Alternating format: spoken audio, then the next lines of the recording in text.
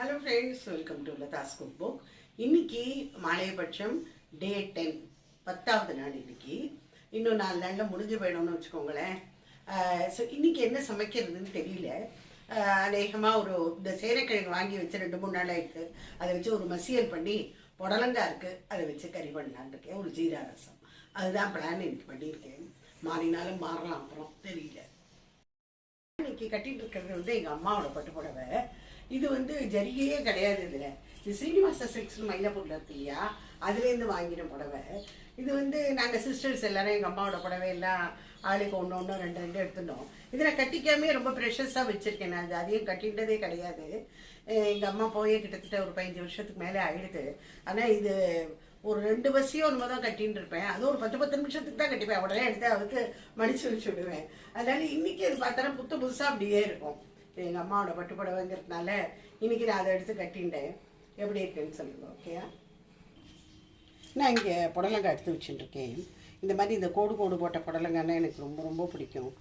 ஆனால் எங்களுக்கு at times அந்த எப்போவாது தான் இது கிடைக்கும். அந்த வெள்ளையாக இருக்க பாருங்கோ, அதுதான் வரும். இங்கே அதிகமாக அதுதான் கிடைக்கும். இந்த குட்டியாக குண்டாக இருக்குமே, அதுதான். இந்த நீட்டு புடலங்காய்லாம் இங்கே கிடைக்கிறது கொஞ்சம் கஷ்டம். இது சேனைக்கிழங்கு எடுத்து வச்சுட்டுருக்கேன். இந்த பைத்தம்பருப்பை கொஞ்சம் போட்டு இதை மசியலாக பண்ணணும். இதுக்கு அதிகம் ஒன்றும் வேலையெல்லாம் இல்லை. இதை அப்படியே குக்கரில் அப்படியே போட்டுடுவேன். இப்போது அதுக்கப்புறமா பைத்தம்பருப்பை போட்டு தேங்காய் போட்டு இறக்க வேண்டியதான். தேங்காயெல்லாம் அரைச்செல்லாம் விட மாட்டோம், அப்படியே போட்டு இறக்கிடும்.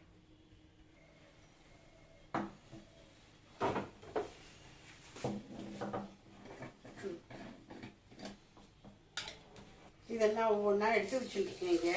ரசத்துக்கு கொஞ்சம் பருப்பு, மசியலுக்கு கொஞ்சம் பருப்பு, இதெல்லாம் ப்ரெப்பாக இருக்குது. இதெல்லாம் நல்லா புடலங்காய் கறி பண்ணிடலாம். குக்கரில் ஒரு 1/2 டீஸ்பூனுக்கு தான் எண்ணெய் விட்டுருக்கேன். அதில் கொஞ்சமாக கடுகு, கொஞ்சம் உளுத்தம்பருப்பு, மிளகா வத்தல். எல்லோரும் கேட்குறேன், என்ன மாமி கறியில் மிளகா வத்தல் போட மாட்டேங்கலான்னு. அதுக்காகவே போட்டிருக்கேன். இன்னைக்கு ஒன்று தான் போட்டிருக்கேன். எனக்கு என்னென்ன அந்த கறியோட கலர் சேஞ்ச் ஆகிடுமோன்னு அதனால போட மாட்டேன். வேறு ஒன்றும் இல்லை.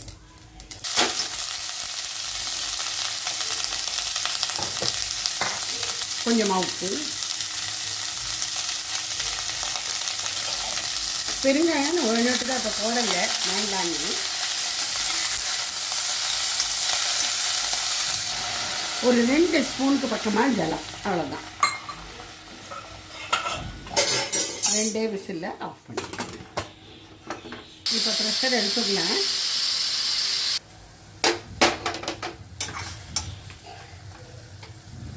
இதில் கொஞ்சம் தேங்காயை போட்டு இறக்கிட வேண்டியதான். வேலை ஆயிடுச்சு. நிமிஷமாக இல்லை. இப்போ அது ஒரு பாத்திரத்தை எடுத்து வச்சோம்னா, இப்போ குக்கரில் சேனைக்கிழங்கை வச்சு இது சுற்றி விட இப்படி போட்டுன்றணும். எல்லாத்தையும் ஒரேடியாக பண்ணி விட்டுறலாம். சேனைக்கிழங்கு, அதுக்கு வேணுங்கிற பருப்பு, ரசத்துக்கு பருப்பு, இது கொஞ்சோண்டு ஒரு சிட்டிகை உப்பு போட்டுருக்கேன், வேக விட்டுருச்சு. இது ரசத்துக்கு பருப்பு கொஞ்சமாக, அது ஒரு சின்ன கிண்ணத்தில் வச்சுட்டேன். இதில் ஒரு தட்டு வச்சுருக்கேன். இது மசியலுக்கு வேணுங்கிற பைத்தம்பருப்பு இதில் போட்டுங்க. இதில் கொஞ்சமாக ஜலம் உண்டு. ஆயிடும்.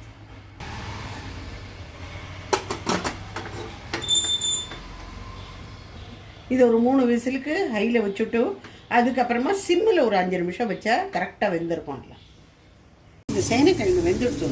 இதை ஒரு மேஷரை வச்சுட்டு இப்படி மேஷ் பண்ணினா போகணும்.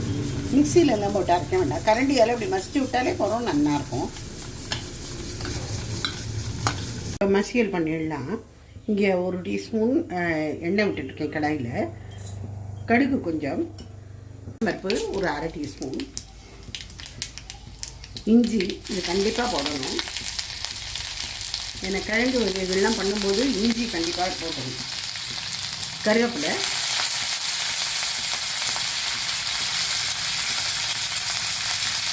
ரெண்டு பச்சை மிளகாய். முதல்ல பச்சை மிளகாயும் போட்டுக்கலாம். நீங்கள் இந்த மசிச்ச சேனைக்கிழங்க போட்டுருங்க. உங்களுக்கு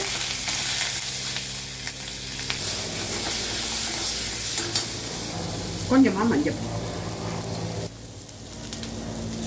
கொஞ்சமாக ஜலம் சேர்த்துருக்கோம். இதில் கொஞ்சமாக வெந்த பருப்பை சேர்க்கணும். பைத்தம்பருப்பு போட்டிருக்கோம் இல்லையா, அதுதான்.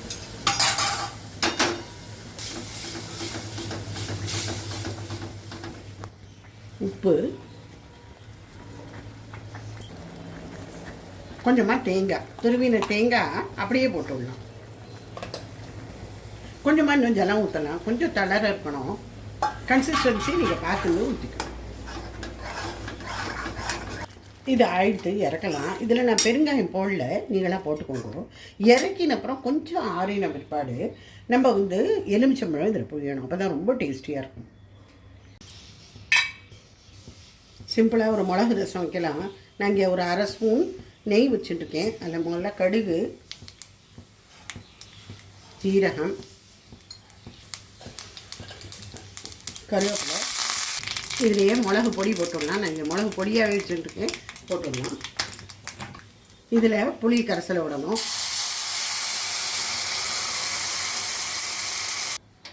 இதில் உப்பு போடணும். இது ஒரு கொதி வந்ததுக்கு அப்புறமா 1 டம்ளர் ஜலத்தை ஊற்றி விளாவி விட்டு இறக்கி வச்சோம்னா ஆயிடுத்து ரசம். இதில் இப்போ ஜலத்தை ஊற்றி விளாவி விட்டுறலாம். எவ்வளோ வேணுமோ அவ்வளோ விட்டுக்கலாம். நான் இவ்வளோ விட்டுருக்கேன், போடும். இப்போ பிளேட்டிங் பார்த்துடலாம். புடலங்காய் கறி, சேனக்கிழங்கு மசியல்,